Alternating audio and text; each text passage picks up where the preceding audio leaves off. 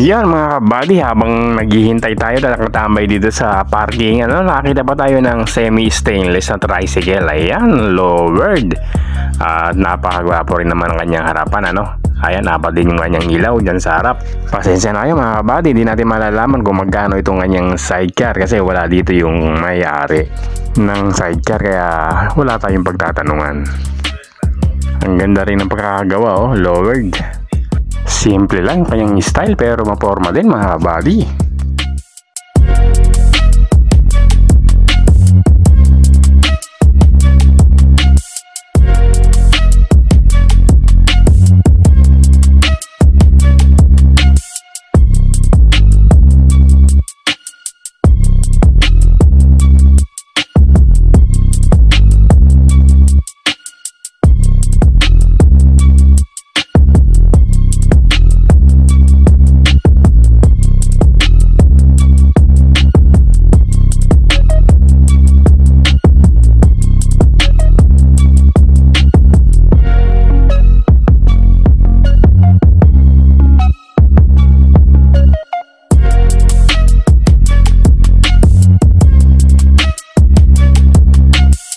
O paano mga kabady, hanggang dito na lang ang ating maikling vlog para sa araw na ito. Kita-kita tayong muli.